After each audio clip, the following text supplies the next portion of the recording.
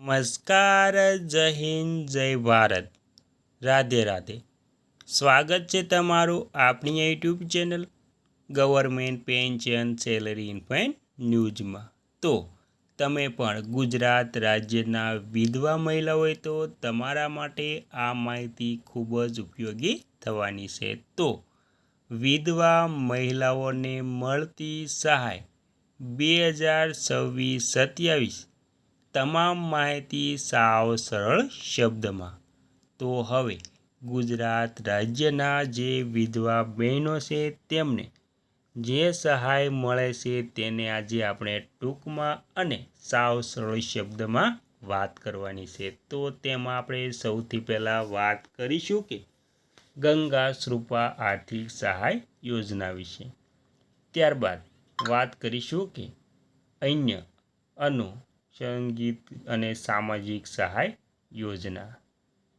ત્યારબાદ અરજી કરવાની પ્રક્રિયા પણ સાવ સરળ શબ્દમાં સમજશું.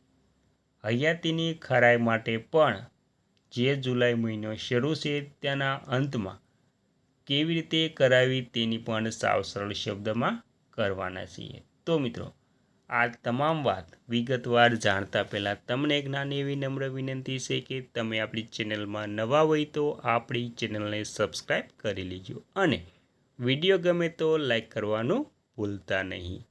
તો સંપૂર્ણ વાત વિગતવાર જાણીએ તો ગુજરાત સરકાર દ્વારા વિધવા બહેનોને આર્થિક રીતે સક્ષમ બનાવવા માટે અને સામાજિક સુરક્ષા પૂરી પાડવા માટે ગંગા શ્રુપા આર્થિક સહાય યોજના ચલાવવામાં આવે છે. મિત્રો, આ યોજના અંતર્ગત પાત્રતા ધરાવતી વિધવાઓને દર મહિને ₹1250ની સહાય સીધી તેમના બેંક ખાતામાં ડીબીટી મારફતે જમા કરવામાં આવે છે.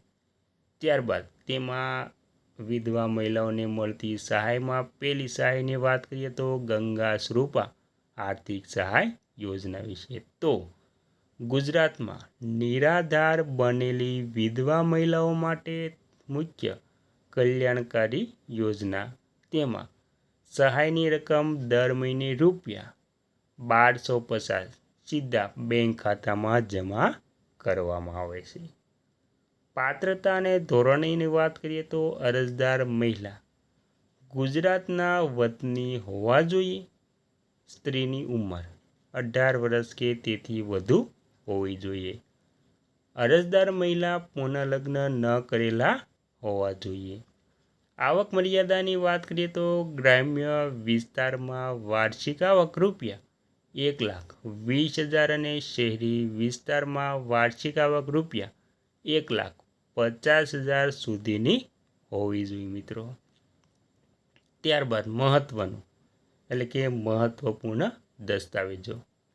તો વિધવા મહિલાઓને સહાય મેળવવા માટે મહત્વપૂર્ણ દસ્તાવેજોમાં પતિના મરણનો દાખલો, પાસપોર્ટ સાઇઝના ફોટા, આધાર કાર્ડ અને રેશન કાર્ડ, આવક પ્રમાણપત્ર સક્ષમ અધિકારીનું, ઉંમરનો પુરાવો તેમાં શાળા છોડ્યાનું પ્રમાણપત્ર પણ ચાલશે કે જન્મ તારીખનો દાખલો પણ ચાલશે.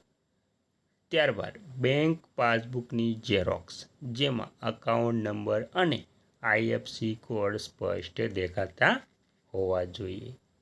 ત્યારબાદ બીજી સહાય છે અન્ય સામાજિક સહાય યોજના. તેમાં સરકાર વિધવા બહેનોના બાળકોના શિક્ષણ અને તેમના સ્વ-નિરોજગાર માટે પણ વિશેષ મદદ કરે છે.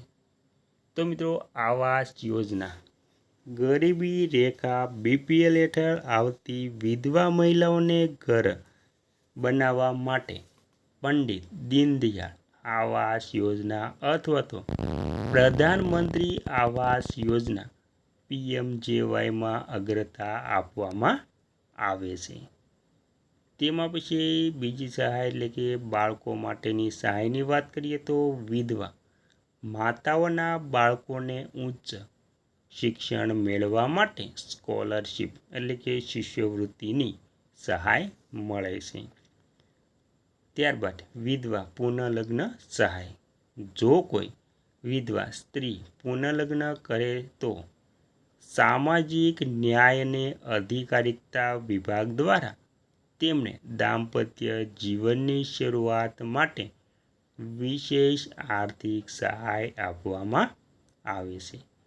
ત્રીજું, અરજી કરવાની પ્રક્રિયા. તો મિત્રો, આ યોજના માટે અરજી કરવાની ખૂબ જ સરળ રીત જેને 2 રીતે પૂર્ણ કરી શકાય છે. તેમાં ઓનલાઈન માધ્યમ તમે ડિજિટલ ગુજરાત પોર્ટલ પર જઈને ઓનલાઈન અરજી કરી શકો છો. ઓફલાઈન માધ્યમ તમે તમારા ગ્રામ્ય વિસ્તારમાં વીસી કે ઈ-ગ્રામ કેન્દ્ર અને શહેરી વિસ્તારમાં વોર્ડ ઓફિસ અથવા તો મામલતદાર કચેરી, સમાજ સુરક્ષા અધિકારીની કચેરીનો સંપર્ક કરીને ફોર્મ મેળવી શકો છો. અને મિત્રો, છેલ્લે આપણે જાણવું છે કે હયાતીની ખરાઈ. સહાય ચાલુ રાખવા માટે લાભાર્થી બહેનોએ દર વર્ષે હયાતીની ખરાઈ કરાવવી ફરજિયાત છે. આ પ્રક્રિયા નજીકની કોમન સર્વિસ સેન્ટર CSC અથવા તો મોબાઈલ એપ દ્વારા પૂર્ણ કરી શકાય છે. જો તમે અથવા તો તમારા કોઈ પણ પરિચિત આ યોજનાનો લાભ લેવા માંગતા હોય તો તેમાં શું તમે તેમને જણાવજો અને આ પ્રમાણે તેમણે લાભની વાત કરજો. અરજદારનું રહેઠાણ કે શહેરી કયું છે અથવા તો તેમની જે વાર્ષિક આવક છે તે પ્રમાણે તેમને સહાય આપવામાં આવે છે. તો મિત્રો, આ હતી વિધવા મહિલાઓને મળતી જે ગંગા સ્વરૂપા આર્થિક સહાય અને તેના હેઠળ ₹1250 દર મહિને તેમના ખાતામાં સીધા ટ્રાન્સફર કરવામાં આવે છે. મિત્રો.